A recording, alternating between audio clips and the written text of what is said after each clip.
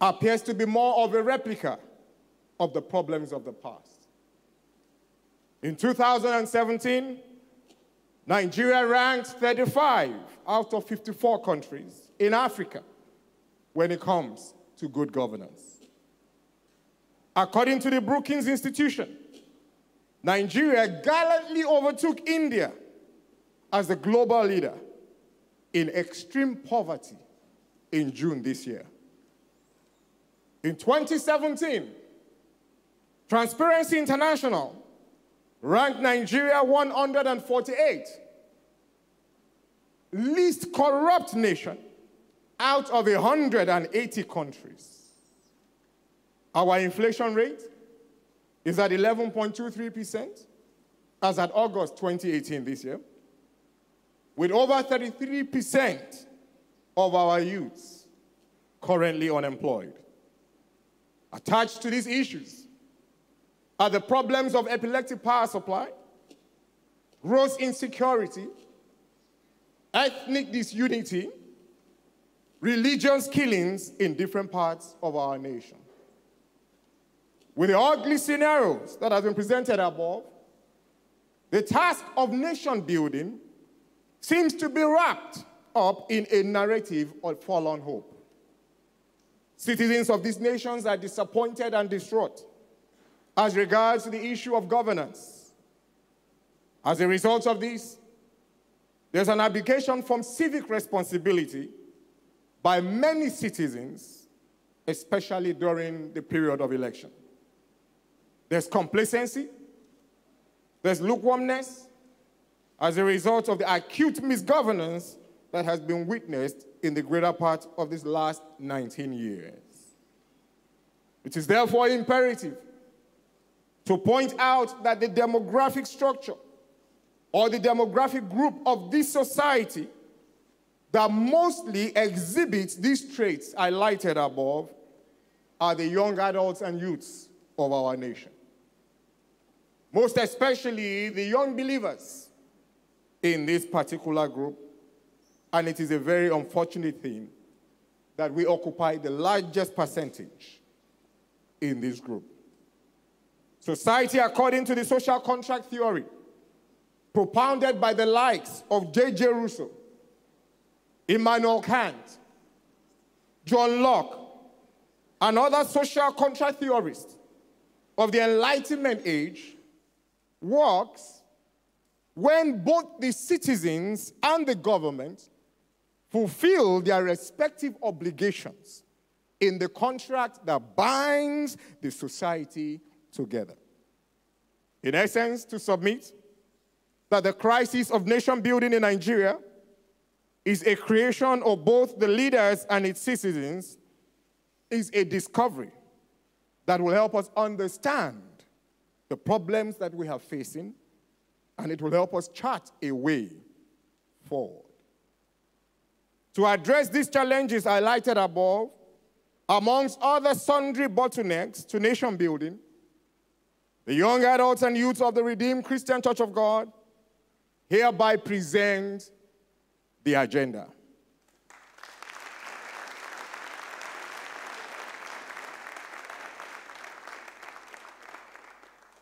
The agenda is a forum for socio-political and socio-economical engagement towards awakening the consciousness of young Nigerian believers and young Nigerians at large, and equipping them to contribute immensely to the nation building of our country, Nigeria, via active and productive participation in every sector of the society. This inaugural edition, tagged Changing the Narratives, will be focusing on the forthcoming 2019 general elections with the purpose of addressing the challenge of poor participation of young believers in the electional process vis-a-vis the complacency of believers to exercise their civil rights, to demand accountability from elected public office holders at any point in time. This year, we'll be engaging young Nigerians as we seek to change narratives that have held citizens bound with the mindset that we are a people who don't matter in decision-making. Whilst we also seek to conscientize those young adults towards realizing their inalienable rights as stakeholders in this nation. Only when citizens recognize their status as stakeholders can we have a society where democracy can take its true course.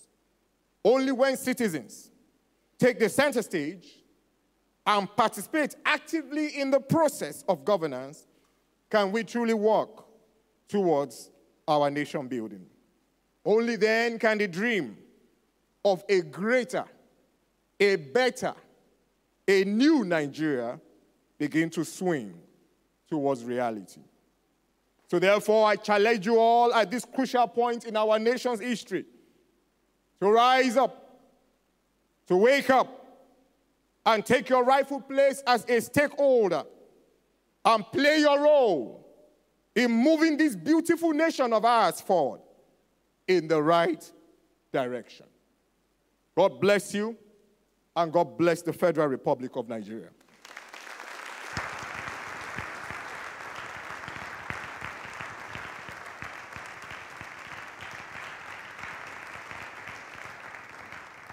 Thank you very much, sir. To actually go on with the keynote speech presently, I beg your pardon, is the Executive Director, Enough is Enough Nigeria, EIE. EIE is an organization that is committed to building a culture of good governance and public accountability in Nigeria through active citizenship. She has a first degree in mathematics and economics from the University of Virginia, an MSc in development studies from the London School of Economics, LSE, and an MBA from Oxford University, Said Business School. With a 17-year experience spanning across public and private sectors in the United States and Nigeria, Yemi has worked as a management consultant in Navigant Consulting and at Alder Consulting. She also did a 4-year stint at RCCG Jesus House, DC, as operations coordinator before moving back to Nigeria. She has over the years made an invaluable impact towards nation building through her activities in the private sector, the crusade for good governance through the EIE and several other laudable initiatives. Ladies and gentlemen, with a round of applause, let's make welcome Yemi Ademolakun as she makes the keynote speech.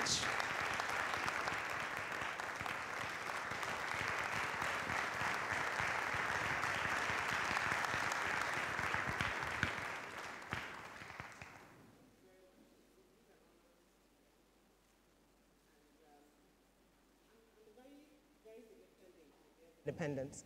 Pastor Darius set a wonderful tone for the conversation we're going to have for the next hour, but I'll share a few of my thoughts around the work that we do, what I hope you take away around being an active citizen in Nigeria in this time and this day. Okay, so I work for an organization called Enough is Enough Nigeria, and EIE is a non-partisan organization that really is trying to focus on public accountability through citizenship. We want citizens to take their active role in ensuring that Nigeria works for the benefit of all of us. And we focus on 18 to 35-year-olds, okay, who are very, we say who are literate. And the idea really is, because we started small, we wanted people who had access to technology. So mobile phones, access to the internet. And we say that your thumb is your only finger that can touch your other fingers very easily. The other fingers will struggle, but your thumb does it very easily. So we say for those who have access, think of yourself as a thumb. And then you are able to educate others around what you can learn online. Okay, the theme for today is changing narratives. So there are two narratives, I would say, is the narrative that we will frame this around, what is established, and what I want us to think about. The first one is the fact that Christians don't do politics, that religion and politics don't mix, okay? That's the first narrative. The second one is a sense of helplessness that we have as Nigerians, that we're voiceless, that we're invisible, and that we're, in a sense, there's a sense of hopelessness, that things just happen and we pray. And we're just praying and hoping and trusting God that one day, something will happen. But that's the narrative. But I want to present to you a slightly different one. And it's really based in who we are as children of God. Okay, so starting point number one, God. Okay? God is love. God is omnipotent. God is omniscient. God says every animal in the forest, cattle on 1,000 hills, the world is mine and all its fullness. The silver is mine, the gold is mine. God is the first and the last. God is the Alpha and the Omega, the beginning and the end. With God, nothing shall be impossible. And there's a famous song that I think it's Ada who sings now that goes, pardon my voice, not very good. Creator of the universe, what can't you do? That God can do everything. He is almighty. So that's narrative number one, truth. Anybody disagrees with me in here? Are we? We all agree that this describes God. Excellent. So number two, dominion. Then God said, let us make human beings in our image to be like us. They will reign over the fish in the sea, the birds in the sky, the livestock, all the wild animals on the earth, and the small animals that scurry along the ground. So God created human beings in his own image. Fact number two. Let's go to fact number three, dominate. For we are God's masterpiece. He has created us anew in Christ Jesus. Look, I have given you authority. Those are facts. Fact number four, salt and light. Matthew says we are the salt of the earth. But what good is salt if it loses its flavor? What then is it doing? And he says we are the light of the world. Let your good deeds shine out for all to see so that everyone will praise your heavenly Father. Okay, so we're salt and we're light.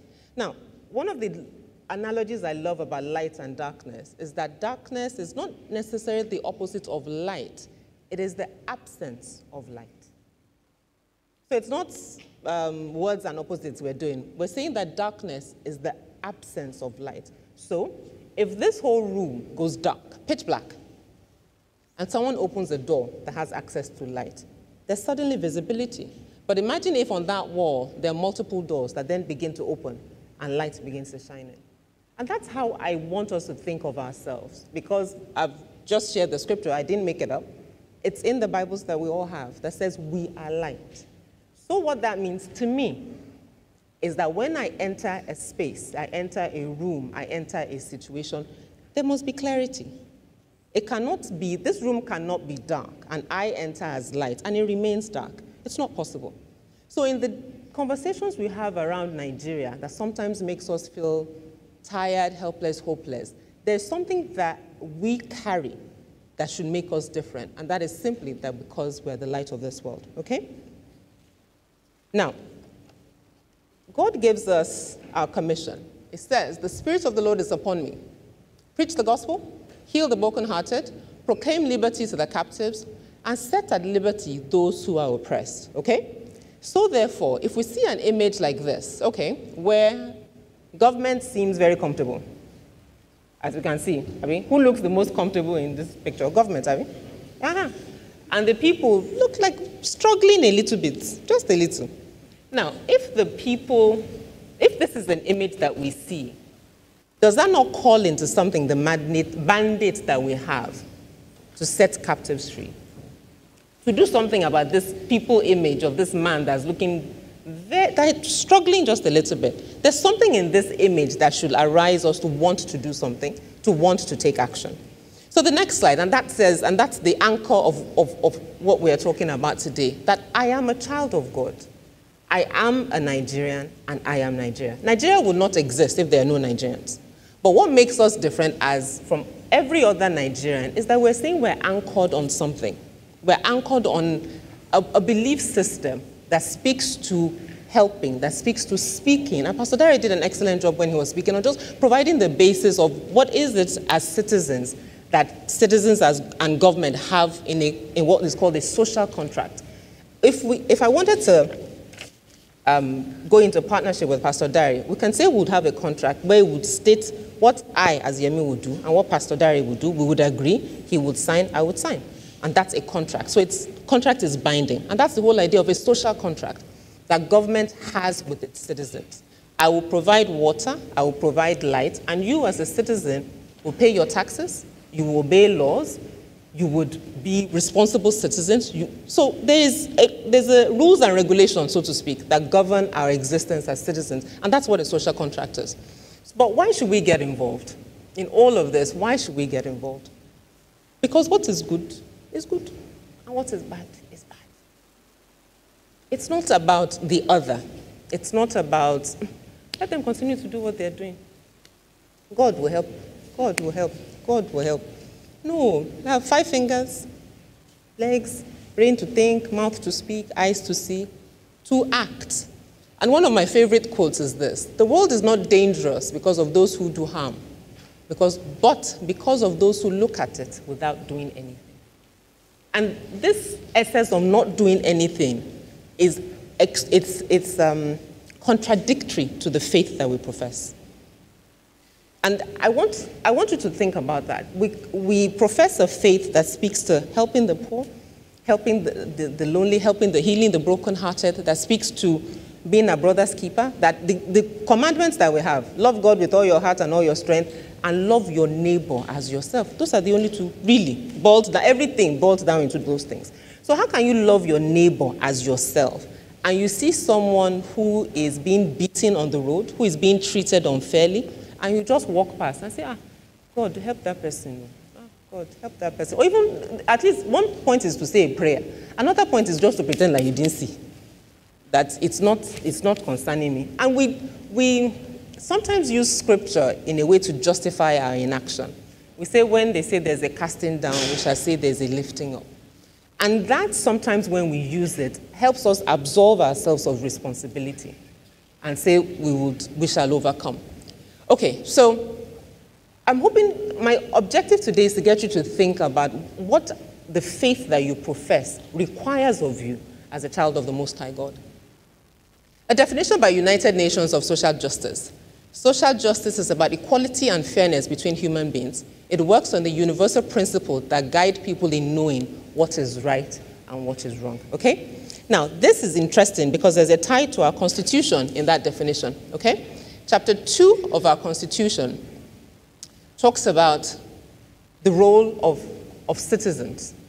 And this is a bit of how Mrs. Ezekwesili takes this out of. And she frames it as saying the office of the citizen is the highest office in the land. Now, for a lot of us, we tend to think that the president has the highest office, the office of the president. But the office of the president is the highest political office. But the office of the citizen is the highest office in the land. And the reason is very simple. From the president to the governor to the senator to the House of Rep member, none of them would have a job if not for you and I. None. So they have their jobs at our mandate, if I want to use that word. Unlike the church, which is a theocracy, there's no democracy in the church. But in a democracy that we run, they have the jobs that they do because we as citizens have entrusted our lives, in a sense, into their hands. Not lives because they determine your destiny, but lives because the policies that they create determine how you live. That's what determines if you pay 10,000 naira or school fees is 50,000 naira. That's what determines if you have running water or you have to dig a borehole. If you have light or you have to buy a generator. If you have roads that work or you have potholes that you have to contend with. Okay? So that is the essence of what their role is that we've given to them. Now, okay. Does this picture make sense? Now, you have someone on the other side, and it could be anybody. It could be a class captain, it could be neighborhood association chairman, anybody. And everybody is on this side just listening. But look at the gentleman that's walking away. Everybody is focused because they don't know their power.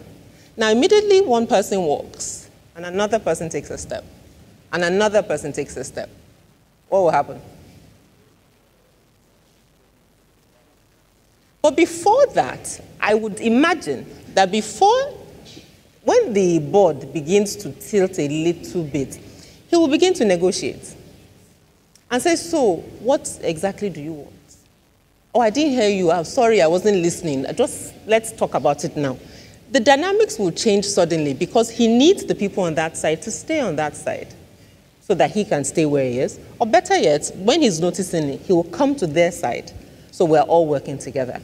But then there begins to be a conversation. The terms of the contract change a little bit because both of them now need themselves, okay? So that's why.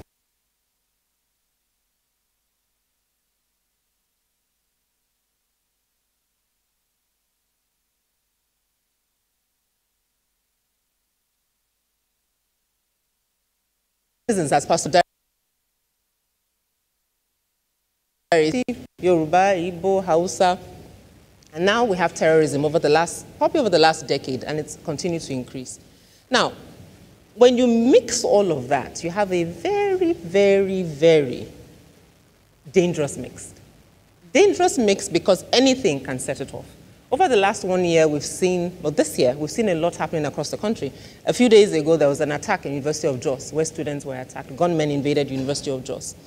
So as citizens begin to feel unsafe, and someone says, oh, it's because this ethnic group doesn't like this ethnic group, or this religion is against this religion, we live in a country that it then becomes uncomfortable, unsafe, okay? So what that needs to help us to think about is what our role is in that. So you can't have a larger structure like that. And you think of, so that's me in the corner. So we're saying we have poverty in our minds and souls, dysfunctional social services, leadership, and we just stay in the corner. And as long as I'm okay, I don't want to think about that box. But really what we need to be thinking about is, what is my own space around dealing with any of those issues? And what can we do? 5 things I would share. 1 is walking our faith.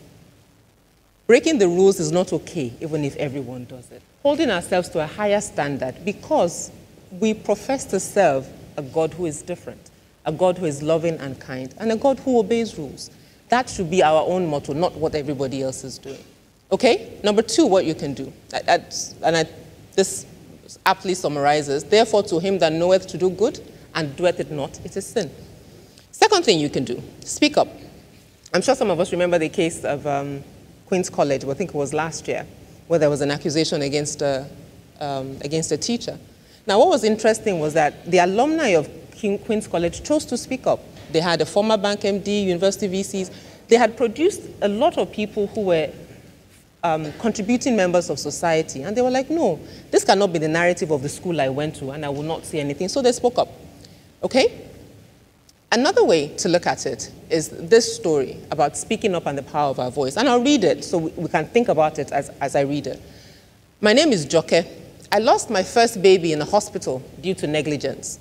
My family knows, the hospital knows, my pastor knows. I wanted to report the doctor and the hospital. I wanted the hospital to be sanctioned so another mother wouldn't experience my pain. My family begged me, my pastor begged me, I relented. A year later, I read about another mother's experience in the same hospital on Twitter. This time, the mother and the child died. If I had done something, would I have saved their lives? Now, this speaks to, again, back to our personal responsibility. Our faith does speak to forgiveness. I can forgive you for an offense, but I also have a responsibility to make sure that you are not in a place to harm somebody else. And that's, for me, that's what that story just says. That yes, my child is gone. You can't bring the child back. And I can forgive you for your offense, but I need to ensure that you're not running a facility that will put other people's children at harm. And this captured, again, what Pastor Dari said earlier. The efforts of the government alone will never be enough. In the end, the people must choose, and the people must help themselves. Again, a personal responsibility to be active citizens. Another thing, okay, that we can do is participating in the electoral process as we go towards 2019 elections. My organization runs a campaign titled RSVP, Register to Vote. select credible candidates, vote, not fight, and then protect your vote. And it's really very simple. Especially the select bit. There's a lot of questions around who do we vote for, how do we vote? And one thing I really hope you think about is when you think about voting, is that less about the person as an individual, but what does the person bring to the table? If someone is running to be a governor, what is the job description of a governor? What is a governor supposed to be able to do? Manage people, manage resources, have a vision for a state, have a vision for the people of the state, understand if you have 1 million population or 15 million population, how do you want to manage it? If you have a state that's multicultural, how do you want to ensure that everybody feels that they are welcome in that state?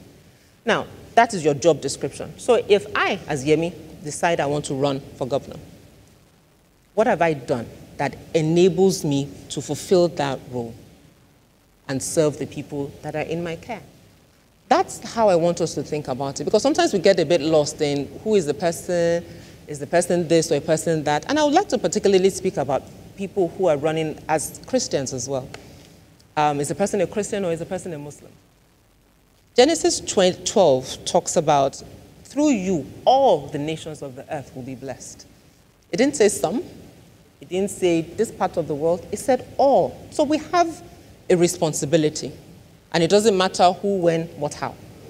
Isaiah 45, if I'm not mistaken, speaks about Cyrus, who was anointed of God but did not know God. But God needed him to fulfill a purpose. So as we weigh those who are running for office across the different tiers, senator, House of Rep member, let's ensure that the person is someone that God can use and wants to be used to meet the needs of a society. Yeah? And we looked at this mixed picture earlier, and because so RSVP, S is select, vote, you vote on election day, and P is about protecting your vote. And you protect your vote not only on election day, but in the 4 years in between by holding them accountable, paying attention, connecting the dots, and asking questions. I have a fantastic story of my senator. The first time I called him, he was like, "Who are you? Why are you calling me?" I was like, "Are you a journalist?" "No." "Do you belong to my party?" "No." "Okay, so why are you calling me?" "I live in Ikeja. You are my senator, sir." Okay. And we had a conversation. It was a bit feisty in the beginning, but I tried to let him know that, I just wanted to know how you voted on, I forget what the issue was at the time. So you don't have a right to know. I was like, I do have a right to know. And he was a bit taken aback by it. But now if I call him, he says, "Hello, my sister, how are you?" But it was a dynamic because he wasn't used to being asked questions. And so he took a personal offense to someone just calling him and asking him how you voted. Yes, you are in the National Assembly because you represent me. You don't represent yourself. So there's an education that needs to happen on the part of our government officials and on the citizens. Back to Pastor Darius' point, a social contract. You know your responsibilities, I know my responsibilities. This is, again, one of my really favorite quotes. Just because you do not take an interest in politics doesn't mean politics won't take an interest in you. And that speaks again to what I talked earlier about the policies that people in government create that affects our lives. Okay? This one might rub a few people the wrong way, but I thought it was a cute quote. The Greek word for idiot, literally translated, means one who does not participate in politics. This sums up my conviction on the subject. This is a senator in the US. It might seem a bit rough, but basically what she's trying to say is what the previous quote said. Because you are abdicating responsibility so that whatever they do affects you, but you are saying you are not interested. So someone can decide how you wake up, how you sleep, if you take a step to the left or take a step to the right, and you're saying, "I'm not interested." No, it can't be. Okay? It can't be. It can't be enough. Another thing you can do in participating, give of your time, your skills, your networks, and your money. Now, all of us are at different levels and at different tiers. There's some things, some might be opportune to do, some might not be opportune to do. But you can contribute in one of these ways. T.Y. Bello, for example, I think it was 2 years ago, famous photographer, just thought, you know what, I want to be able to see what is happening in Maiduguri. And she went to Maiduguri, spent about a week or so taking pictures, interacting with children in IDP camps. Now, TY's photographs are amazing. But what she chose to do, and nobody paid her anything, nobody invited her, she just thought, there's so much happening. How can I use my skill to bring this to light, okay? So this is her. She's missing her natural, her trademark afro, but that's her. And she took pictures of young girls and took their story, okay? And their stories, sharing what their experiences were and what they had seen in the camp. This is one of the children. She says, I don't know it's because I found it difficult to get good sleep since I started making these images, or simply because they both have round foreheads, but it's amazing how children look alike. The look on her face, I'd never seen on anyone her age. This little girl had seen things she shouldn't have. Visions of her kept me awake. She just stared harder and harder at the corner. This is, I believe, a five-year-old girl. But what TY was simply doing was using the gift that she has to help tell a story, so people would see what is happening in Maiduguri from a different perspective. This is another young lady she took. My name is Hafsat Mohammed. Boko Haram terrorists came to our town. They killed my brothers and sisters. I now live here at the camp and go to school. I'm in primary 2. When I close my eyes, I imagine a tomorrow where I'm a doctor and I'm helping other people. It's a function of her story, TY's skill, and you and I then get to see into Hafsat's world and what her world is, and hoping that her dreams come true when there's peace in the country, okay? Never doubt that a small group of thoughtful, committed citizens can change the world. Indeed, it is the only thing that ever has. Speaks a bit also to sometimes our sense of helplessness, because the issues just seem so large. Where do I start? What do I do? It doesn't have to be a big thing. Start small. Start in your home. Start in your community. Start in your school. Start at work. Start in church. Start in your street. Find the one thing that speaks to you, that you say, you know what, on this particular issue, I want to be focused. It can be children, it can be the elderly, it can be just ensuring that the gutter on my street is always clean. Something.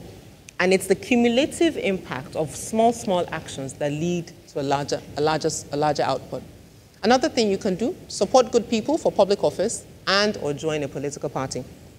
Daddy Jill has been talking about this for almost 2 years now, about joining political parties. And it's very important, and I'd like to speak very briefly on that. Now, on election day when we show up to vote, the parties have decided who we're voting for. So either Joke or Amina, the options have been chosen for you. And you just need to choose, do I prefer Joke or do I prefer Amina? But by joining the political party, you then decide if it's Joke that is put forward. Because it is within the parties that they either have direct primaries, i.e.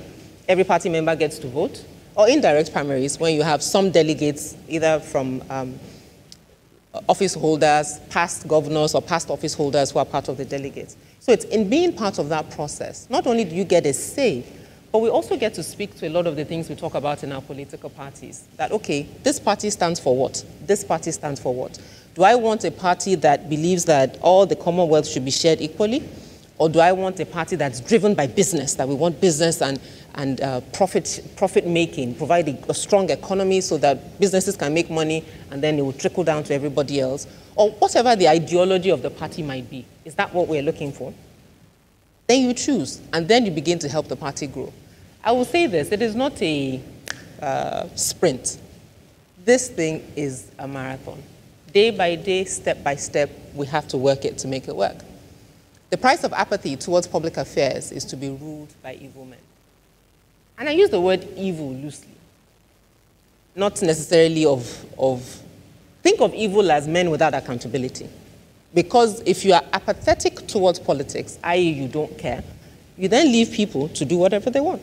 So think of evil in that sense. People who don't have someone to check them that, this is not right. Or say, oh, no, you can't do that, okay? Nigeria's elections are around the corner.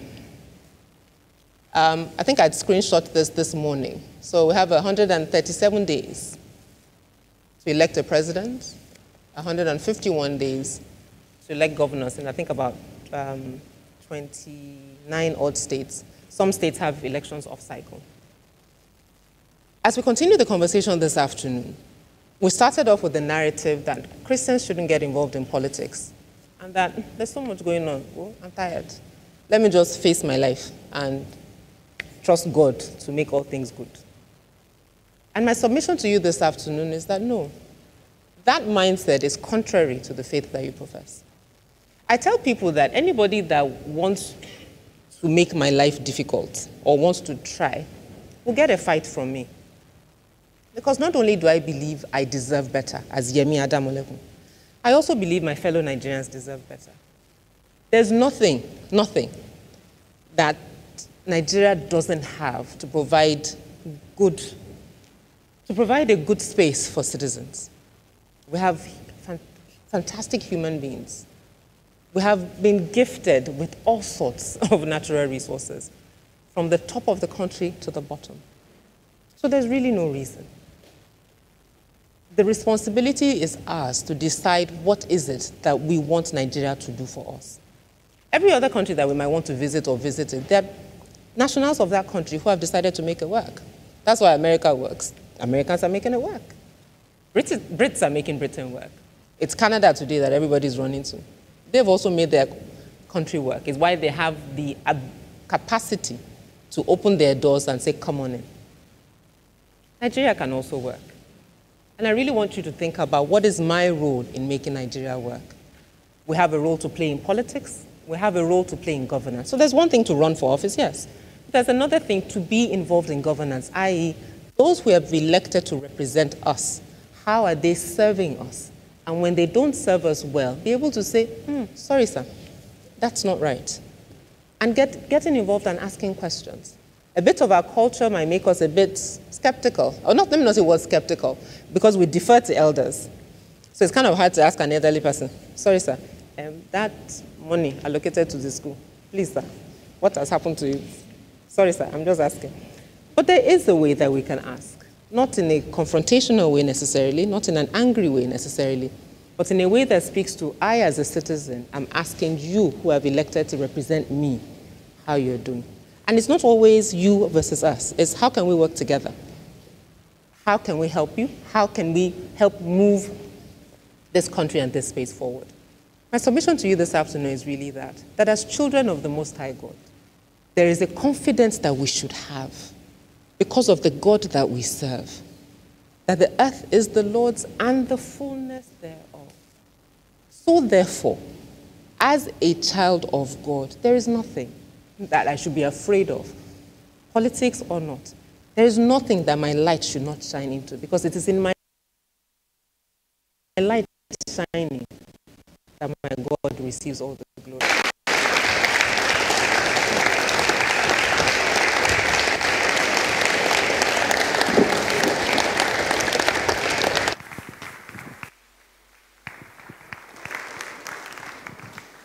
Thank you very much. Thank you very, very much, Mrs. Yemi Adamolekun. Young Nigerians, can we please give her another round of applause? Let's give her another round of applause. That was indeed something really, really great to spur us on to deliberately be involved in changing the narrative. And now we're going to have a music presentation by a young Nigerian. He is from southern Nigeria as well, southwest to be specific. Ladies and gentlemen, to render a song titled Heal Nigeria, please let us welcome Odunwayo Aboderin.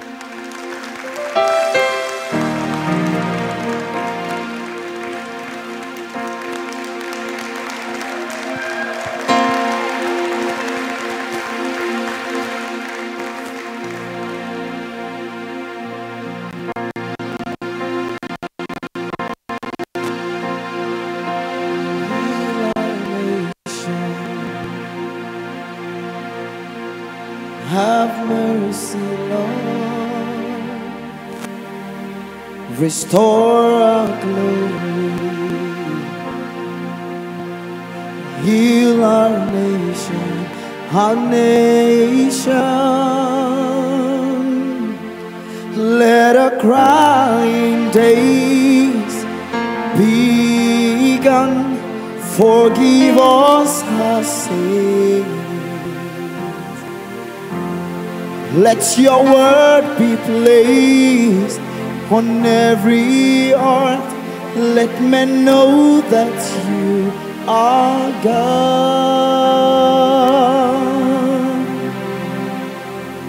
Lord, heal Nigeria. Have mercy, Lord. Restore our glory. Lord, heal Nigeria. Nigeria. Please let a crying days be gone. Forgive us our sins. Let your word be placed on every heart. Let men know that you are God. From the north to the south, from the east to the west, from the north to the south, from the east to the west, we break rain, oh God, rain, oh God, please rain, oh God, all over Nigeria, rain, oh God,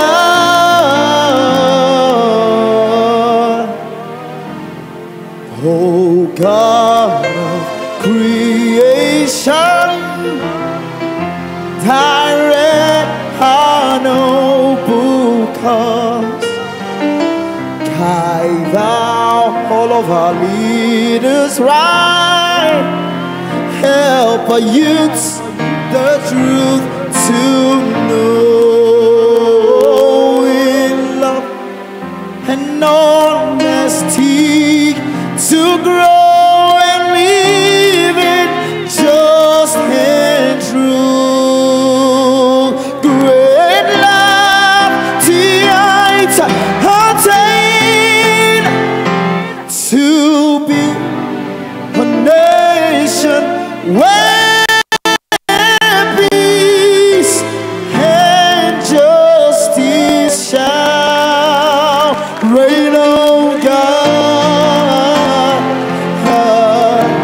We pray, reign, oh God. All over Nigeria, we pray, reign, oh God. Let your peace reign, reign, oh God. Raise your voice and say, reign, oh God, reign, oh God. Say, reign, oh God. That is our prayer, reign, oh God. We need you. Let the bloodshed, let everything that needs to be, oh, reign, oh God. Let the bloodshed, let it cease. Let corruption, let it cease. Reign, oh God. From the north to the south, from the east to the west, from the north down to the south, from the east to the west, we pray, reign, oh God.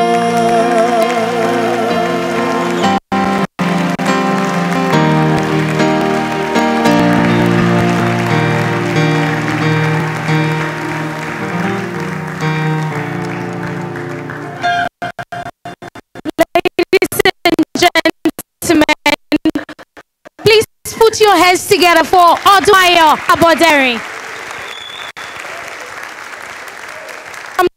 north to the south, from the east to the west, let the peace of God reign over Nigeria in Jesus' name.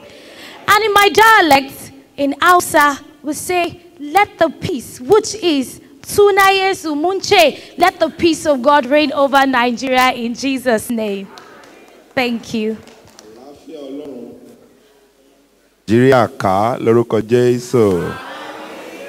All right, I'm sure we should have an Igbo person in the audience. So somebody wants to say it loud. Say it loud from wherever you are.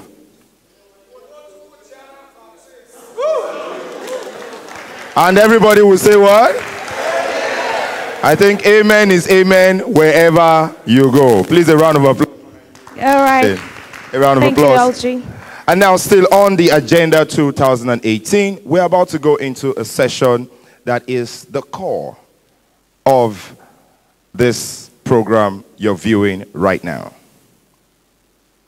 We're having a panel session, and at this point, we are going to be handing over to a legal practitioner who will be the moderator of that panel session. Ladies and gentlemen, at this point, please give a round of applause for Abiodun Famojiro.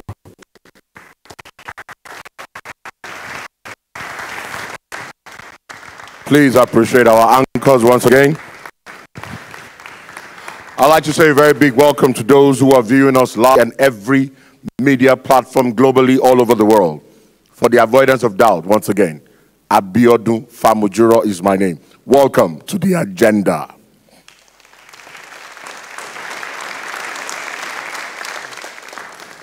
I am going to be inviting to come up to the elevated platform our panelists. The first person I will be calling upon is an experienced business attorney with a demonstrated history and competence in the legal industry. Please make welcome Caleb Oganetega.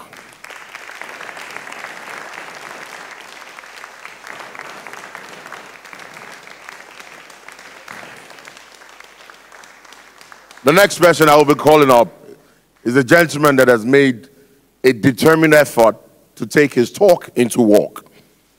He is a contestant in the State House of Assembly on the platform of a political party in Nigeria. He's a career and international expert, including the change agent. Make welcome Solomon Enilalobo.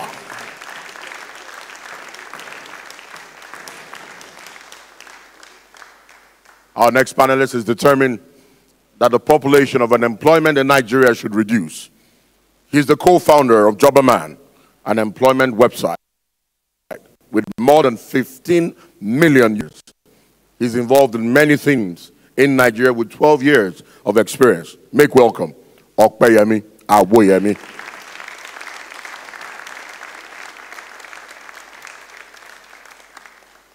If you say she needs an introduction, you're wrong. Enough is what she takes about. She is no other person than our keynote speaker, Yemi Adamolekun.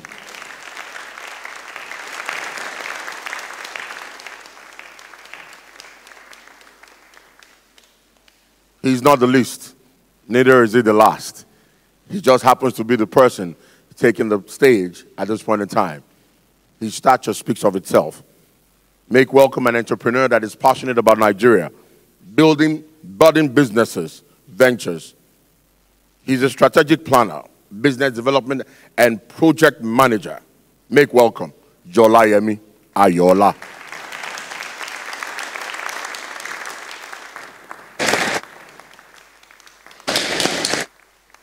Thank you very much, lady and gentlemen.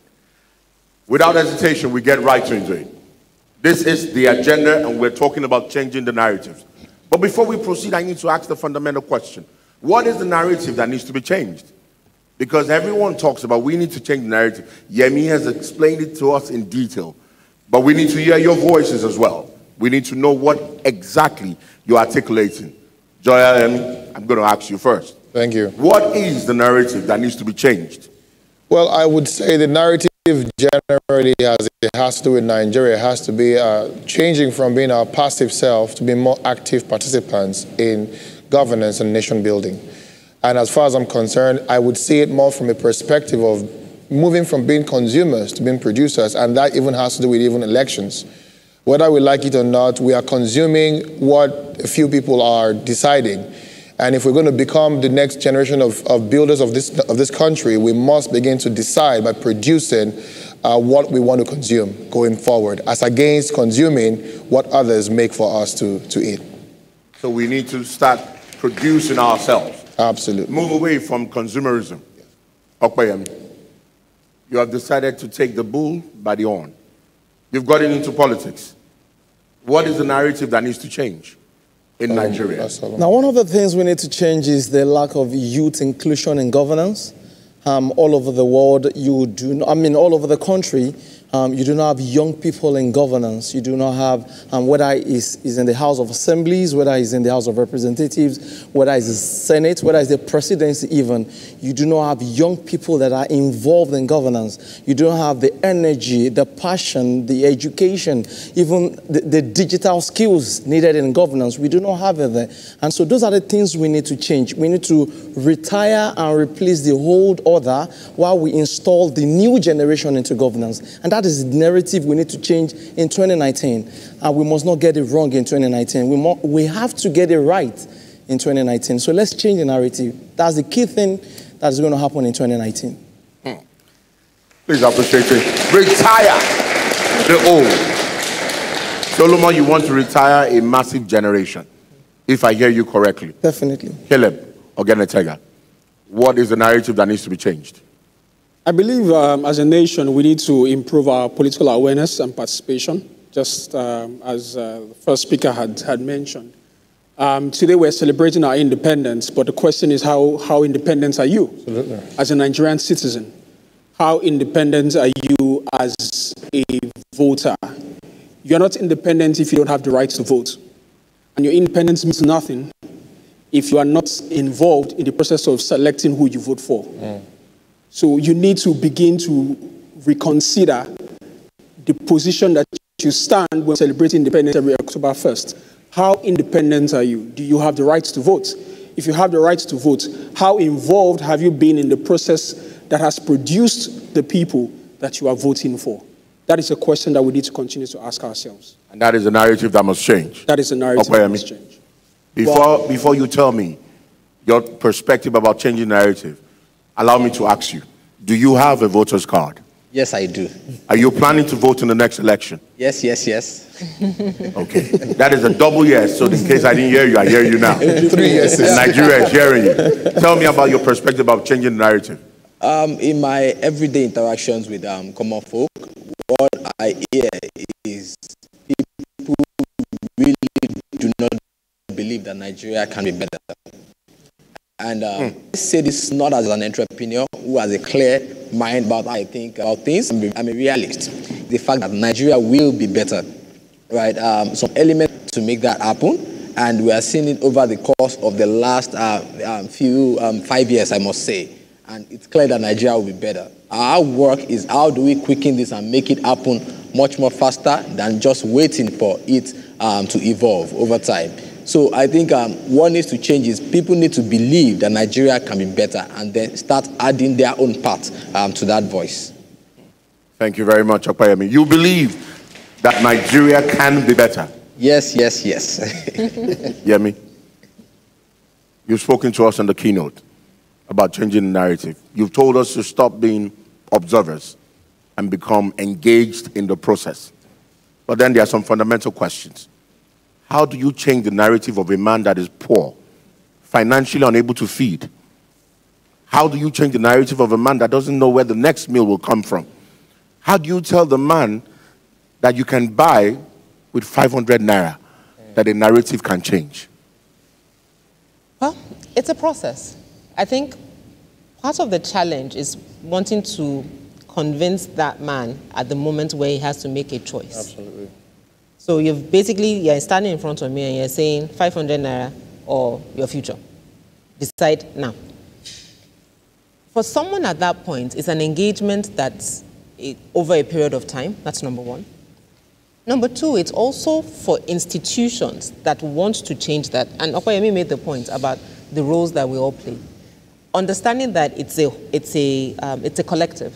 So it's not just about the man who can't feed, but it's about Yemi that can feed and has a bit extra, and can give, and can employ, and can provide skills so the man can get a job so he can feed himself. If we don't think of them as connected pieces of a puzzle for a better Nigeria, but think of it as that man and then my reality separate, then we won't get it right. And it's also something we must think of as a journey to an end, not decisions on election day. Not decisions on the election day. Nigeria is not short of laws. We have various laws every day being churned out by the National Assembly. But the challenge is this. Recently, the Not Too Young to Rule bill was passed. There was great excitement about young people going into offices, but there's a challenge. And I need you to address, I'm going to start with Caleb. If you cannot join a political party and you want to be independent, the narrative says you have no business in politics. It's either you join a political party or you become an observer. Isn't this maintaining the status quo of a wrong narrative? I mean, that's the basic place to start for us as a nation, ensuring that the environment is conducive enough for the changes that we want to see. The laws, as you've rightly stated, make it difficult for anybody to run on their platform. You have to be part of a political party. The challenge, however, is Nigerians are, as somewhere Okpemi said, Nigerians do not believe in the system. They do not believe that things can change. If you look at a political party, the political parties that are coming up now, I mean, look at Mr. Fela Durete, for example. He could not pick one political party that exists right now to run on their platform. There's a reason, because he feels that they do not represent the ideals that he wants to portray. And that he represents a lot of Nigerians who sit in this auditorium and who walk on the streets. The political parties do not represent their ideals. So how do they, as individuals, then, pass across the message that they want to pass across? In the absence of laws that allow you to run as an independent, what can you do? You can influence, and that is where the aggressive, active participation comes in. As an individual, you must become part of the system that exists to change it. You must become part of the systems that already at work, the political parties that exist. You must join one ward at one local government in your state and begin from one person to change that narrative in wherever you are. The people who control the political space right now are people who started somewhere. And the problem that we have as individuals or as citizens is that we practice Insta politics, the way we have Instagram. We want to instantly post and we want to instantly change, but it's not possible. You have to do it gradually. You start from the very bottom and wind your way to the very top. Absolutely. And you have to be active. Influence yourself, influence your neighbor, influence the next person, and then very, very soon, eventually, you will get the change that we desire. Caleb, you have thrown a challenge to our generation that we want Insta politics. That's correct. Acronym from Instagram. Solomon, you have decided to run on a platform of a political party. But there's a question. In recent elections in Nigeria, the last one that took place was considered inconclusive, Osun State to be precise. And then there were a lot of interesting dynamics at the rerun. And some people have said, the reason why we're not part of the political process, my vote does not count. Why will I line up in my ward to vote for hours? At the end of it, there were 20 of us that voted in that ward. The election results says that we were 500. Where did the 480 come from? I counted us. How is that sustainable? If my vote does not count, someone says, why will I burn my little energy? Why will I stress myself? How do we change the narrative that my vote does not count? INEC has moved, really. What happened in 1999 is different from what happened in the following year. And let me come to the recent past. What happened in 2011 was different from what happened in 2015. In fact, most people praised Jega, Atayu Jega, the former INEC chairman, for doing a very good job. And we've moved on. Really, this is 2019 around the corner. What happened in Osun State is called political abracadabra. really... You call it political abracadabra. At the first count, a political party was leading by 353 votes. They had issues in 7 polling units, and they're supposed to do a rerun. And so the power that be proved that they had the power. Now, the problem was not at the rerun. Let me tell you that. The problem was at the first count. If the people of Osun State were ready to really have a change, they would have led that election by 10 to 15,000 votes. That would be a democratic revolution. When people staged a revolution by the ballot box. Now, and that is what we seek for in Nigeria. Excuse me over there. I know you were happy when the question was asked, but I tell you today, your vote counts. If your vote does not count, they won't be paying for it. If your vote does not count, they won't be buying it. I saw reports that they paid as much as 40,000 naira for a single vote at the rerun. If your vote is not that useful, they wouldn't have paid such a huge amount of money to buy a single vote. Your vote counts. And all around here, you see it. If you sell your vote, you sell your future. You sell your vote, you sell your voice. Now, what we need to do in Nigeria is this. All of us need to bring out our PVC and vote them out massively. Now, it is only when you do not really vote that the votes are rigged. In a particular polling booth, if 2,000 votes were casted, someone had 1,900 votes. I call it political revolution, democratic revolution, and someone had just 100 votes. Tell me, how possible will it be to now subvert that and give the person that have 100 votes, give him 1,009, and the one that has 1,009, give him 100 votes? Adam Olekun will tell you, register, select, vote, and protect. That's the last bit of it. You have to protect your vote. Stay there till they count it. INEC in 2019, and I started here already, they are going to transmit the election result right there from the polling booth. And so, to the collation center, they don't have to, in Oshogbo, right? The result from Oshogbo took a lot of hours to get to Oshogbo, right? The result from Oshogbo local government took a lot of hours to get to Oshogbo. Is there another Oshogbo in Oshogbo? I mean, we need to begin to wonder, can we take a trip to Oshogbo and begin to ask ourselves, is there another Oshogbo from Oshogbo? Because the result from Oshogbo took a long hours to get to Oshogbo. And so that is the political abracadabra that happened in between. But when we massively vote for change, when we massively vote for people that we believe in, that can do it, then we massively give them that mandate, and no one can change. The power belongs to God. God has given it to us in our democracy, and if we don't use it, we have ourselves to blame. Thank you, Solomon. Jolayan, I want to come to you. We're talking about changing the narrative. Some persons have said that in Nigeria, the narrative is changing from one generation of political elite to another generation of political elite. They have gone to bring their children globally from wherever they are, and they are entrenching them. So you want to join a political party, and you want to run for an elective office, and they ask you a question. Who's your father? Who is your father?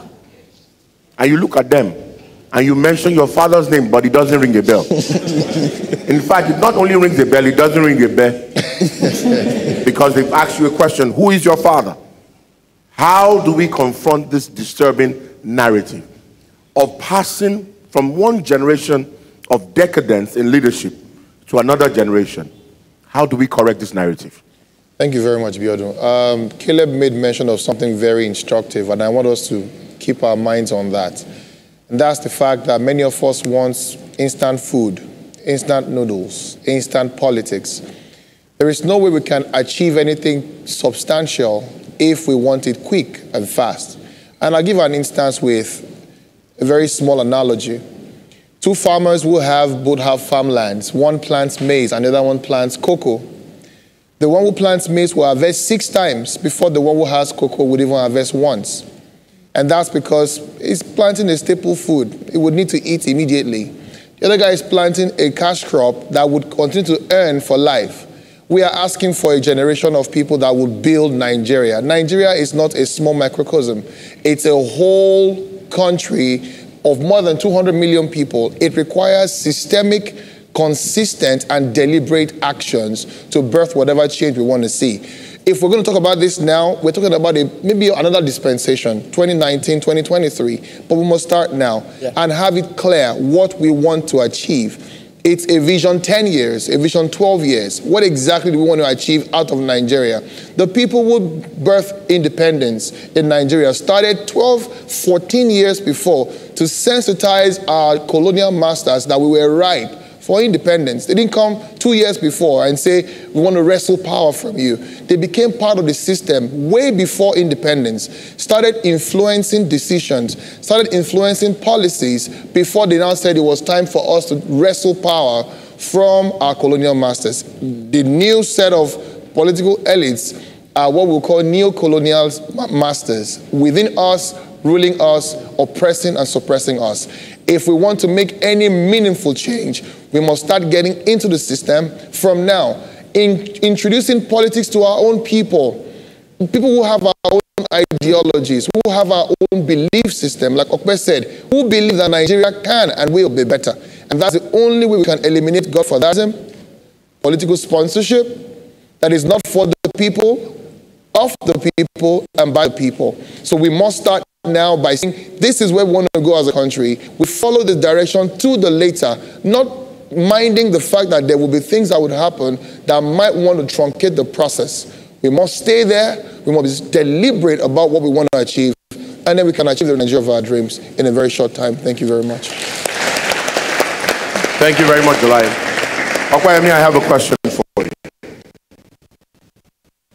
If the office of the citizen is the highest office in land, why has the citizenry of Nigeria been passive and become accomplices?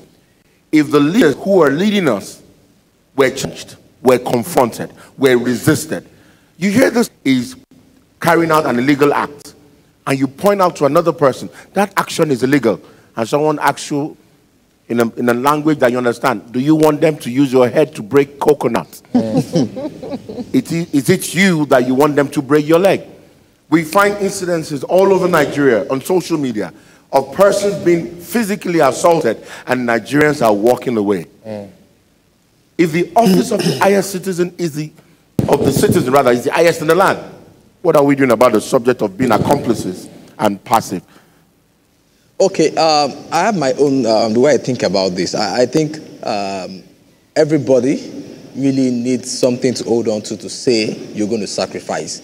And part of that is, I would say, lack of options, lack of viable options. I think to be a very strong leader, that everybody will want to put you in power and cause that massive revolution, right, that Solomon was talking about the other time, requires some level of sacrifice from that leader. And interesting, those sacrifices come in different ways. You know, history, when you look at Mahatma Gandhi, look at Mandela, both good and bad presidents, look at, I'll just mention presidents, I'm not saying good or bad. Look at Mugabe, look at Buhari, look at Kagame. You've seen how they've pretty much led a revolution, right? And people moved for them. The outcomes might be different eventually, but people were ready at some point to sacrifice because they saw something in these leaders. Most of the time when we talk about politics in Nigeria, people are stuck with options that they really can't say they can stick out for them. So if this person, I can't stick I can't even be sure, I can't even hope that it's going to do something really great for me or for the citizenry, then why should I die for it? And I think that's why the call for us to even move into politics is very key.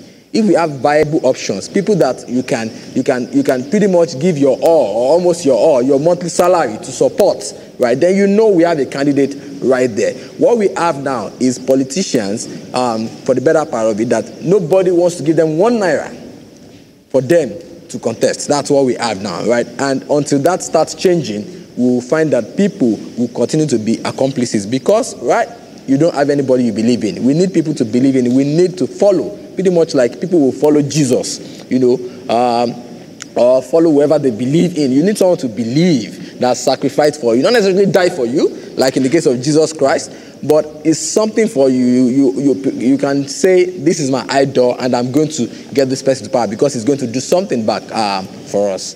Thank you very much. Yemi, I have to ask you this question. In the national anthem of Nigeria, it talks about the labors of our heroes past. The labors of our heroes past. In Nigeria, today, do we have heroes? Because Opayemi spoke about the fact we need someone to believe in. We need some people to believe in. National anthem talks about the labors of our heroes past, with an assumption that Nigeria will give birth to heroes. Do we have heroes? We do. Yes, we do have heroes. We may not see them in the mold of your founding fathers, your Awolowos, your Azikiwes, or in other climes, your Mandelas, your Gandhis. But we don't realize we are sacrificing, but we are. When you get up in the morning at 4 a.m. so that you can be on the road by 5 to be at work on time at 8 or 9 a.m., that's a huge sacrifice. It's a huge sacrifice. When you have to ensure that your child, you are working so hard so you can afford at least to put your child in a school that you know the child will learn, that's a sacrifice. So we're sacrificing, but we're not thinking of it in terms of sacrifice. And if we shifted that willingness to sacrifice something in terms of governance, the dynamics would change a bit. And to your question about heroes, we do have heroes. And I think the heroes are those who are working, for example, to ensure that children in slum areas have an education. So who are sacrificing their time, their resources, or other things they could have been doing to ensure that they are going around saying, donate money or invest money in this enterprise so that these children can go to school. For me, that's a hero. Heroes are those who are working behind the scenes to educate and raise awareness. Those are heroes of this time. Heroes are those who are going out of their comfort zone to change dynamics. I mean, Okoyemi runs a business, and some of the things that they do as part of their business might not be known to the public, but because they are impacting lives, I would consider Jobberman a heroic organization in that sense. So yes, we don't have the rara superheroes. The superheroes, thank you. Maybe that's the way we should talk about it. Maybe we don't have the superheroes, but we have heroes who are doing small things in small spaces, sometimes large things in places, to change lives, to change outcomes. I mean, there are organizations, for example, who are working with widows, who are helping them get their entitlements that maybe their families are depriving them. They are going to court and doing it for free. For me, that's a hero. So yeah, Yemi, I have a question for you. Do you believe you're one of them? I believe I'm fulfilling purpose. That sounds like a very Christian response. I'm a Christian. What are you expecting? Yeah, because he's a hero. I asked that question for emphasis. Opayemi says to us, if we know who the heroes are, we can follow them. If we don't know them, how do we follow them? If we have two evils, which of the lesser evil do we choose? I need to ask you now, starting from you, what exactly is your recommendation to the church, to the young people that are watching us globally all over the world, to those who are asking, and I'm talking specifically to Nigerians who are saying, you know what, let's not talk any longer, or let's talk, but let's take action. What will be your remedy, your recipe to change the narrative? Well, I would say you cannot complain when you're passive. Because if you leave the laws to the people that are currently making the laws, they keep making the laws as it pleases them. And so if they make the laws that are plain. So Yemi said something very, very touching when she was speaking. She said, imagine that there's a law, and it decides how you walk, when you walk, where you walk to, and why you walk. So if the person deciding that he's doing that for his own whims and caprice, you have no reason to complain. So I would advise, and I would suggest, and I would also implore that we obey scripture. So when the righteous are in power, the people rejoice, the land flourishes. Now the word righteous there does not have the label Christian on its head. means those who are working according to the intent and purposes of God for man, which is for man to increase, multiply, subdue, dominate, and prosper.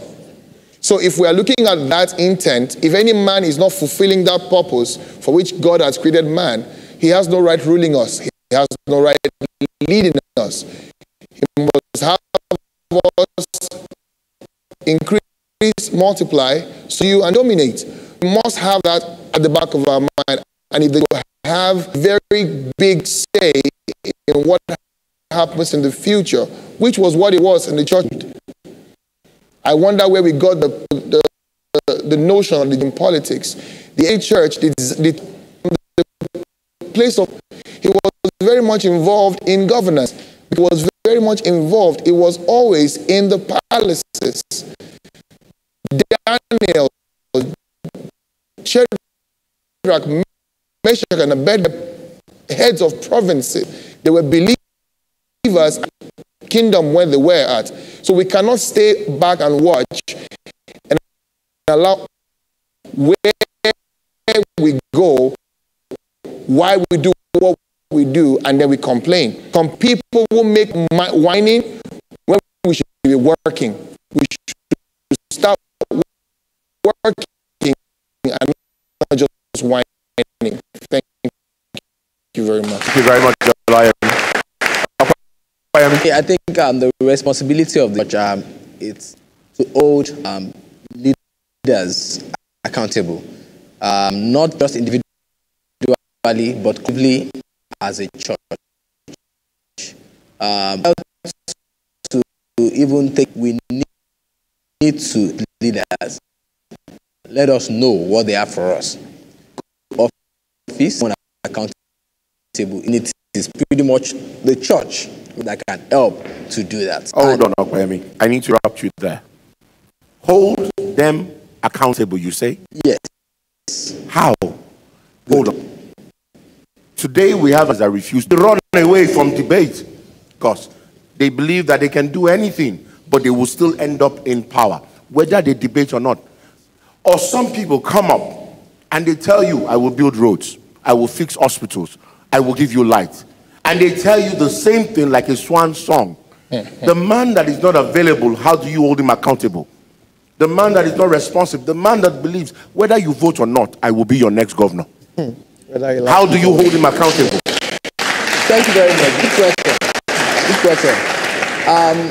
Yemi shared a slide when she was presenting the other time, and it was very insightful. The guy who stood at the other end of the plank, and a lot of people at this other end. I think it's important to think about what that means when it comes to situations like this, right? I have some sympathy for politicians in Nigeria, actually, having been a business leader. The reality tends to forget very quickly. So you put me in a position, but you actually don't ask me questions about whether I'm doing the right thing or not. Frankly, I won't lie to you, I would forget. Imagine as a business leader, you don't ask me about your salary. I would actually forget to pay your salaries. It's that simple. Because you not getting your salary doesn't hurt me. Who does it hurt? You. And it's the same issue here. We definitely need to hold them accountable and let them see the result of them not doing the right thing in the next forthcoming elections. It's also a sad story that somewhere in one state of the state, it's the party that is holding the governor accountable, not the people. It's the people that should be doing that job, and that's the reality, right? And we need to start. It's pretty much almost 50% of all the people are talking about here. Absolutely. Right? In terms of voting, it's a sin if we don't hold them accountable. It's just that straightforward. We cannot be voting them in, and then they come do whatever they want to. They are Christians or whatever we are praying. It's totally wrong. It's totally wrong. A leader should be held accountable. That's just it. And we just need to start. We need to start with the very little of us that are here. And you mentioned debates. Let me quickly point to that. I personally believe nobody has any business voting for someone that did not show up for a debate. Nobody has any business voting to vote for anyone that does not show up for the debate. So you're saying, you're giving us recommendations. Nigerians all over now. If anyone that does not show up for a debate, do not vote for them. Don't vote for them. They are told that they cannot. No debate, no vote. No debate, no vote. Because it's very straightforward. They are only saying you are not important. Right? And if someone says you are not important, then why? Let's think about it. It's just basic respect. Well spoken. Yeah. Or do I go to the gentleman and come back to you? That's fine. That's okay. I should. Caleb. I mean, it's very interesting. My colleagues have said some very, very interesting things. But the question I then ask is, or what I would like to pose is, hungry men don't have heroes, to start with. Hungry men don't have heroes. Hungry men don't have heroes. Uneducated men don't have heroes. They just have people that feed them. Bam. They have no heroes. So, don't call a man who is feeding someone so that they can be loyal to them a hero. We need to redefine the parameters of heroism. Yemi is a hero. Definitely. Okpeyemi is a hero. In fact, I can be sure that 1 or 2 or 3 people have gotten jobs through through Okpeyemi's business, Jobberman. Those are the people that you refer to as heroes. Unfortunately, people like Yemi and Okpeyemi and myself and all of us here do not run for public office. We don't run for public office. Okay. So the people who run for public office are the people who feed you so that you can sit by their side the rest of your life collecting peanuts. Now, when we talk about the church, it's a myth. The church is you and I. The church is the hungry man. The church is the beggar. The church is the shoemaker. The church is the pepper seller. They don't have food at home. When they get to that polling unit and they want to cast their vote, it is highest bidder. And they will sell it. If we talk from now till tomorrow, they will continue to sell it. Because there is no food at home. Some people have posited that to emancipate the people, you must educate them. Yeah. Because without education, you don't have a voter. You don't have a voter. In a particular state in Nigeria right now, somebody has said, look, somebody has just simply said, we will no longer support this person. We will support this person. It doesn't matter what that man has done since he came into office. Everybody who has benefited or not benefited will go the other way. Why? They are being fed. So the problem is you and I. What is the level of voter education that we have in the country? The level of education that you have, social and political, will determine the quality of votes that are cast at the ballot box. Because every vote has a quality, 1 to 100. The man who collects 40,000 has 1.5% over 100. The man who goes to the polling unit and says, if you give me 40,000 from now to tomorrow, I won't vote for you. That man has a 95% voter quality. And how do you determine that voter quality? You determine it by educating the voter. You and I need to be educated about the quality of people we should vote for, what we should look out for. Remove the instant part from politics and put the enduring part into politics.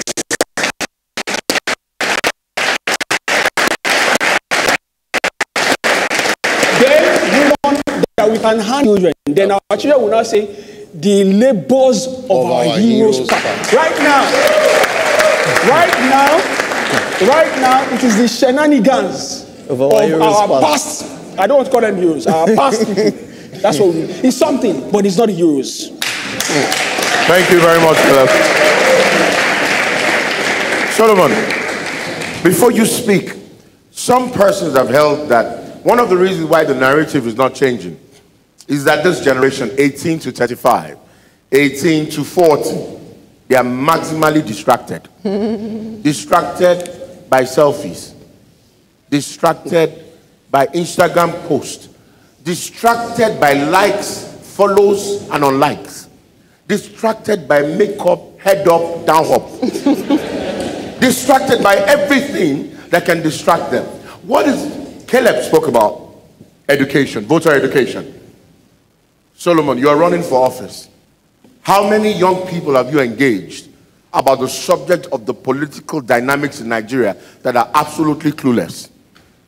A generation of young men that can talk about football but do not know their local councillor. A generation of young men that are arguing between the Emirates and Old Trafford, but they know next to nothing about governance. How will the narrative change in that direction? Thank you. You don't blame them. Truly, you don't really blame them. It's as a result of what they got. Maybe we didn't get quality education. As teachers went on strike, football and all other things were those things that we engaged ourselves with. And so a whole lot of things has derailed the average Nigerian youth, that connote average Nigerian youth. But you know what? Let me start from what you said about the churches. I believe the church has a huge, huge role to play. The church can determine who is the next president of this country. The church can determine the next governor of your state. The church can determine the next senator and every other position available. Solomon, I have a question. The church. Can we hold the church responsible for where we are as a nation? Yes, we can. Hold on. Can we hold the church responsible for where Nigeria is as a nation? Yes. Jola said, and Yemi said a while ago, that to be a Christian and be in politics was a no-no. And he explained, Jolayemi explained, Paul, Daniel, and all those people, that was not correct. They were engaged in politics. The swan song many of us grew up with, Christian politics don't mix. Nigeria is on the journey of recovery. Is the church part of those who have brought us to where we are? The church is a huge culprit at getting to where we are today, because the church had not played the role it should play. Rather than the church looking at its members and say, oh, you are well educated, you are well experienced, what about you? If you think about it, what about you being the next governor of your state? And the whole congregation and the whole Christian body, and rally around support and vote for them. That person who is God-fearing can then be in power and begin to change. But what the church does is sometimes focus on prosperity, sometimes focus on the fact that, well, whatever it is they do, let me just keep on getting well. Let me just keep on, when they say there's a, casting down, say there's a lifting up. And also we begin to prophesy and say, oh, Father, whatever happens, let me just have my way. If 1,000 people are not getting their job, let me just, rather than saying 1,000 people should get their job, all of us should get a job. Rather than saying all of us should, do well, we just pray for yourself and, things like that. And that's what we've been made to believe. And so the church is a big culprit at where we got to today. And you know what? I said 2019, we must get it right. It is not too late. The church can still rally around whoever it is. They can come together. You can name the 5 biggest churches in Nigeria. Within Church of God, we will definitely be number 1. And so let's begin to change the narratives. It must start from the pulpit. Because once we get it wrong, it also starts from the pulpit. What we see today is the political leaders coming to the church to get the blessings, not the church sending out the people who have been trained, who have been encouraged, who have been tutored to go and lead the nation. We are the rulers, we are the leaders, and so we have been molded in such a way that we can lead generations, that we can lead the nations. We are nation builders as a Christians. And that's what Yemi was telling us. That is our faith. If you do otherwise to this, you're doing otherwise to your faith. Now let's go to it. You said the youth are distracted, right? We don't blame them. But what about those who are not distracted? What have they given us? Okay, your generation was not distracted, were you? So how far have you helped us in this country? What have you really done for us? So you cannot blame, this is the age, and they were doing what they are expected to do at their age. What the church and a whole lot of us need to do is to now tailor the Insta politics, tailor the Twitter, tailor every other thing into choosing right, into believing that we can do it. and into harnessing all our votes and making sure we vote for the right person. Because Yemi Adamolekun she's a hero. Is a heroine or a hero, that's who she is. Because we over the years, she has encouraged people like myself to get into politics.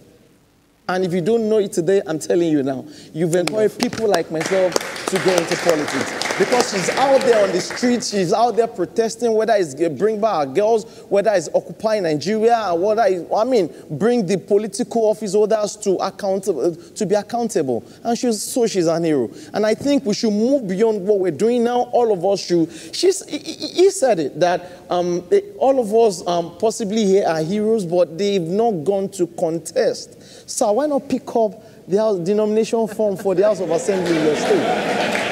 Solomon. Have you heard the price? Solomon is canvassing, okay?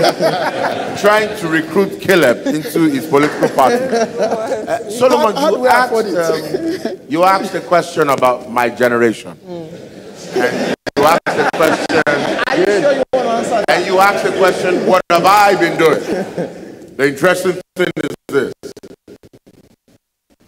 Moderating the agenda is part of my contribution. Changing narrative. I wasn't going to let you get away with that. Okoyemi, I saw your hand raised before I come to Yemi. Okay. You wanted to say something. Yes. The Bible says in the book of John, it said, the world hated me first before it hated you. I think, if anything, while I don't think it's the fault of the church did not get us to where we are, but I think the church definitely should be a force to taking us out of where we are. Has the church woken up now? Is the church awake now? Frankly, no. The church is not awake. The world hated me first before he hated you. I think the church is still at a place, and I must say a lot of young leaders who are also aspiring to political office. When I said something about sacrifice the other time, I meant what I said. To really make change happen, you cannot say you want to be loved, especially by the opposition, by those who you are trying to get to change. We find the church and a lot of leaders who we want to believe in playing that balanced game, right? Not wanting to do what? To shake tables, like we call it. And from what I know, even when it comes to business, you have to be contrarian to make things happen. You have to be very different. You have to show it clearly that you are different. What we are getting is, we're not really seeing any difference, right?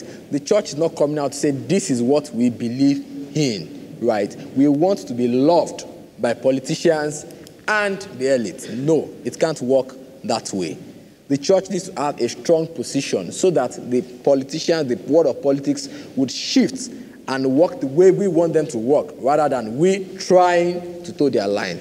I've not seen that yet. I'm still hoping to see that. I think when we start seeing that, then we'll start having serious conversations about the church making that change in politics. It is still the Agenda 2018. Yemi Adamolekun, talk to us. Well, a couple of things. Vote buying. All of our votes are for sale. Every single one of us. Now, what I choose to sell my vote for is different from what a hungry man, to use Caleb's word, chooses to sell his vote for.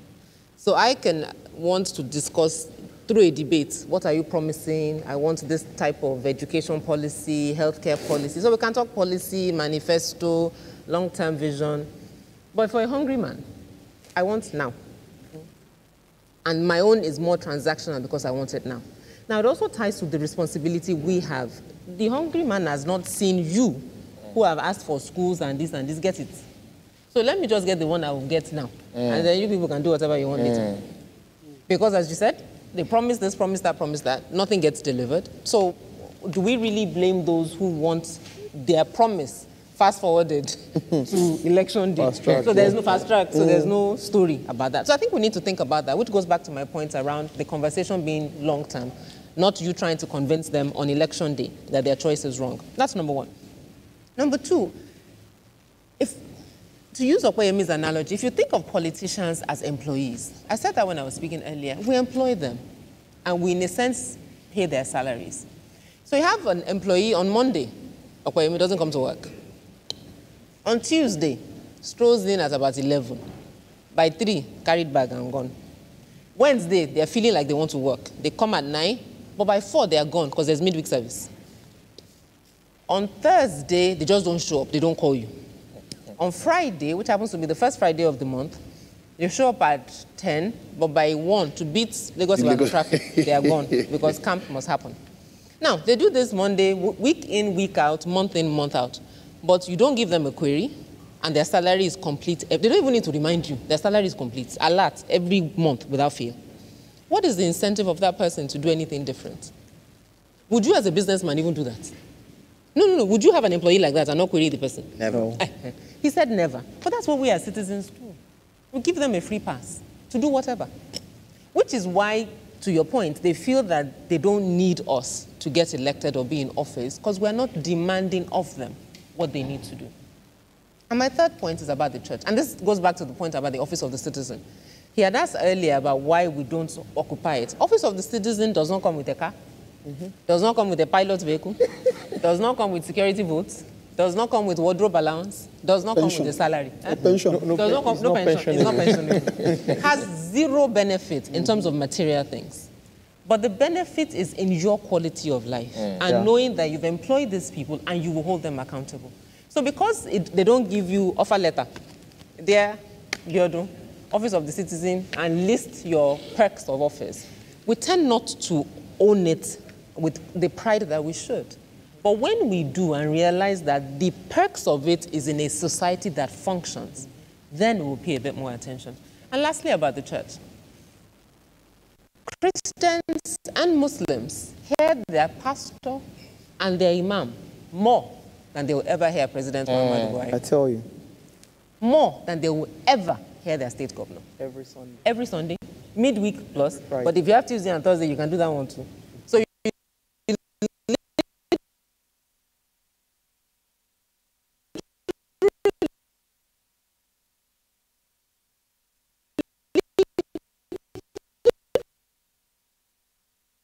and knowing that you've employed these people and you will hold them accountable. So because they don't give you offer letter, there, Yodo, Office of the Citizen, and list your perks of office, we tend not to own it with the pride.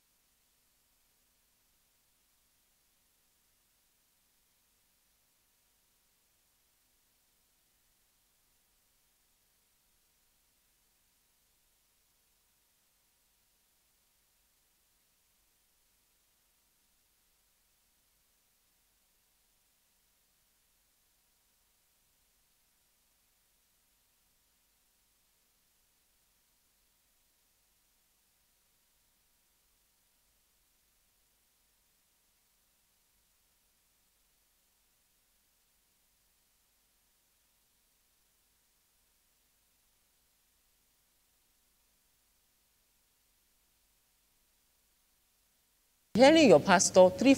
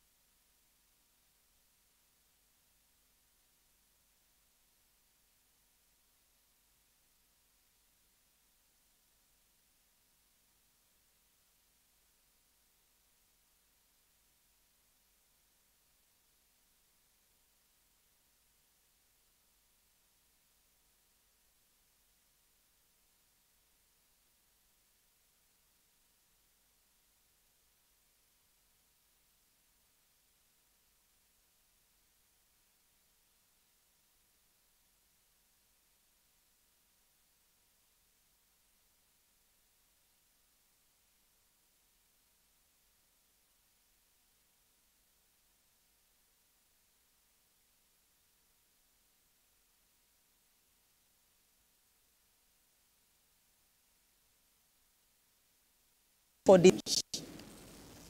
So beyond the academic qualifications that you need to have, note that academic qualifications are only simply to expose your mind.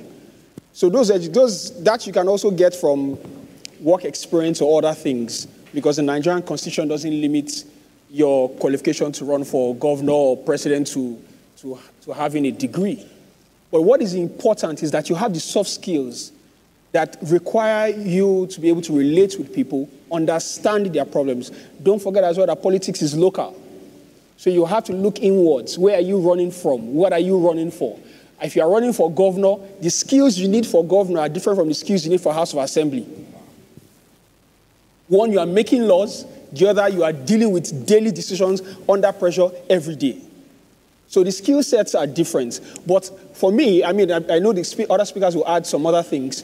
One thing that must resonate through every skill that you acquire for public office is the ability to inspire hope in the people.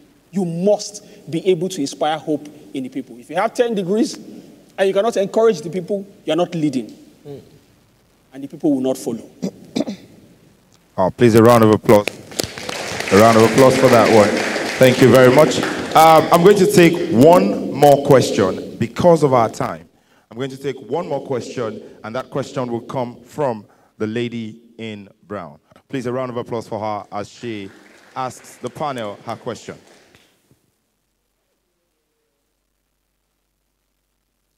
My question is a practical question, and I wouldn't want to speak much grammar here.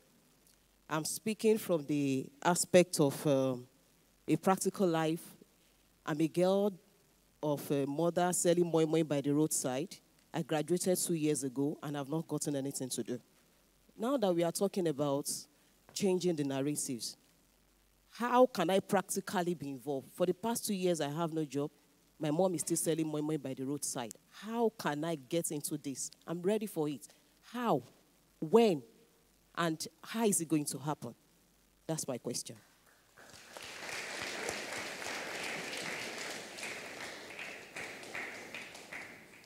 I'm so hit by that question. I'll say whoever wants to go should go. Go ahead, Solomon, it's fine. Go ahead, Solomon. Yeah, I mean, well, we are moved by your question, but this is it. Like he said, you don't have to lose hope. You have to keep believing. A lot of people in your shoes are leaving the country and are going to Canada and all of that, but they're still going to come back and make Nigeria the way it is. Now, what I advise is to look out for whoever it is in your state who is running for a position that you believe in. And so support them, support the right people to be in office. Now, once a right person gets to office, it can begin to fix some of the problems. You can speak to so many people around you, including in churches, business leaders, and that's why it's good to come for events like this. You network, that way you begin to meet people who could offer you appointments and all of that. But please keep believing. It will definitely happen. Thank you. Really quickly. Yeah. I think it is very important in terms of who, and to Solomon's point, who the person surrounds themselves with. I, as a person, for example, would hire someone any day who is hardworking, who has a willingness to learn, but doesn't have a degree. Any day. Because at the end of the day, your degree should technically tell me that you've gone to school, you've learned something, and you've shown a capacity to process information and repeat it. That's about it. Now, if you don't have that, but you're able to show me that you can learn on the job, you're willing to work, you want to learn, you want to do something, those are skills that speak. So it's not a function of what your mother does or doesn't do, or the function of that you can't get a job. It's a function of what you have to offer. One of the things I've realized in also engaging young people who are graduates is an unwillingness to invest in themselves. You can work, for example, for 6 months. So it's not necessarily a job where you have a job letter with a salary. My office takes interns, for example. From not paying anything to a position where we can actually now afford to give them a stipend for transportation. But and some of them have been commuted to full-time staff. But it just showed that, look, I like this organization. I'm willing to give of my time, because that's what I have. I don't have a job anyway. I'm willing to give of my time. I live in X. Would you mind giving me 5,000, 10,000, so I can actually get to work? Because otherwise I won't be able to. And then on the job every day, showing what you have to give. So it's not, so I think in this, the focus is not the environment, but in what the person who you said is interested. The person is interested, so it's the interest that will shine through. If I'm seeing you come to work on time, do your work, deliver, that doesn't tell me your mom sells women. It tells me nothing. It tells me you want to work. And that's the important bit. So, please. Can I also add something quickly? Okay. I'm sorry you've been out for 2 years and you've not had a job, but just hearing you speak, you sound great. I do not think you are that unemployable, right? And I think it's important that she doesn't leave here thinking that she really can't get a job. So definitely, I think it's important we do something about that. Please, let's meet up afterwards. Okay. All right. Now, hold on, everyone. Hold on, everyone. I know right now several of you want to tell us how somebody who is taking care of you is probably selling pure water. But it's fine. It's fine. I'm going to ask you, Ma, are you satisfied with the answers you have gotten? I want to say something to her. Huh? I want to say something to her. Sorry. Someone said it. Yes, I have a job. For me, yeah. that particular question touched my soul because I love moi moi. And I love moi moi a lot. Yeah, she speaks. Beyond that, I feel like you don't know what you are sitting on. Moi moi. You don't understand what you are sitting on. Now, look. So forgive me. Look, there's a guy on my street where I live. What he does is he washes cars. Sometimes I wake up as early as 5 so that I can call him to wash my car. Why? He is so busy. If I wake up at 7 and I tell him to wash my car, he will tell me he's sorry, that he has 10 other cars online waiting to be washed. So I had to book for the next morning. So if my driver doesn't come to wash my car, or for a weekend, he's not there to wash the car, then I have to rely on, I would have called the guy the day before. Tomorrow morning, I'm leaving by 7. Please be here by 5. Politics is local, and so is influence. Where you are selling moi moi, you and your mom can be more influential than the local government chairman. It is how you sell the moi moi. It is what you do while you sell the moi moi. And like Opeyemi said, you don't sound like somebody that, in fact, the way you pose that question, you throw us up and you don't sound like somebody that cannot be employed. So it is your skill set is not the issue. Is using the skill set to maximize the influence that you already have in front of you.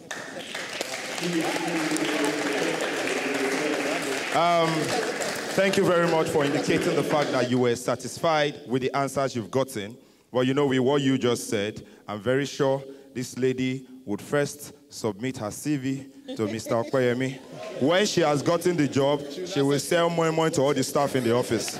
All right, so please, a round of applause for our panelists. A round of applause for our panelists. A round of applause for our panelists. How many of you think it has been exciting being a part of the Agenda 2018? And how many of you would like to give an appreciative round of applause for our panelists?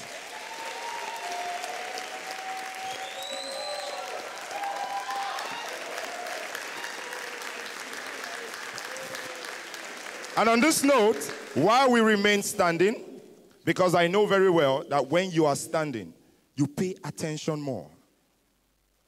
It's a pleasure to invite the legal practitioner who did a wonderful job of moderating the panel session to come give us the final word and closing remarks for the Agenda 2018. A round of applause for Mr. Biodun Famojuro.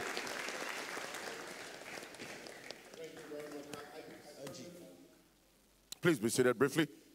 We're rounding off now. To those who have been watching us at home, I believe strongly that you have been maximally blessed. You have been provoked, you have been challenged, you have been encouraged. You have learned something important, which is it's time for you to take action. Never complain about what you permit. The man that refuses to die cannot be buried. It is time for Nigeria to arise. It is time for the church to awake. The Agenda 2018 has started the course of changing the narrative.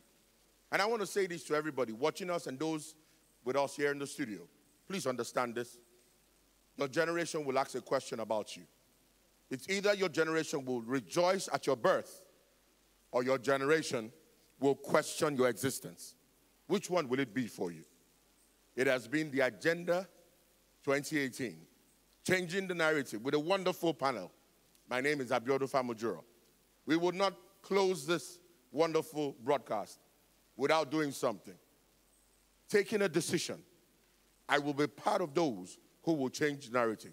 I'd like you to please rise as we pledge to the nation Nigeria to communicate that we have taken and received a new mandate that will change the course of this nation. If you will be that person in your location, in your locale, then someone will join you. Listen, when you decide to burn, the world will come and watch you. You are unstoppable. You are unbeatable. Let no man tell you you cannot. Let no one tell you it is impossible. It is always impossible until it is done. Shall we take the pledge together? I pledge to Nigeria, my country, to be faithful, loyal, and honest, to serve Nigeria with all my strength, to defend our unity, and uphold our honor and glory. So help me God. Amen. See you at the Agenda 2019. It's been a great time having you. I celebrate you. Thank you.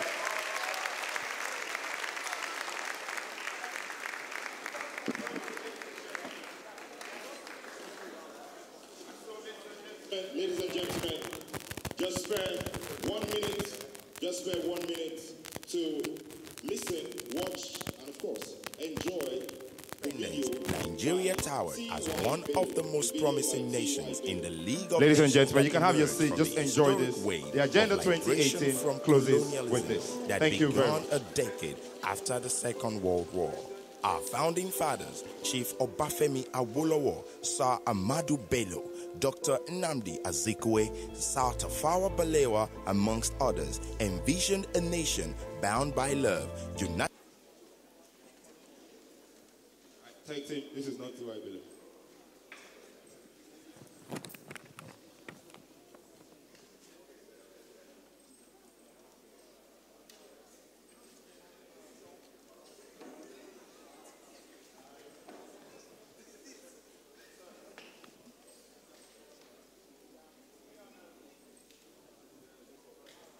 Audio, please.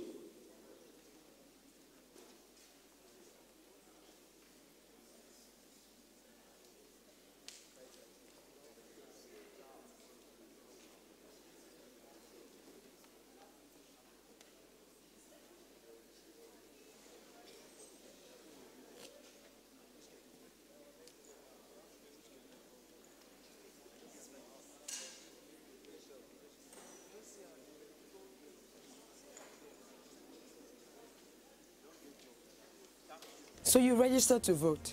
You should be very, very proud because that card that you hold in your hand has the power to change this nation one vote at a time. So, very simple. Select, vote, and protect, and do it very wisely. Yes, we are so amazing. That's the least we shall be. At the heart of the nation, changing history. How can they say that we are finished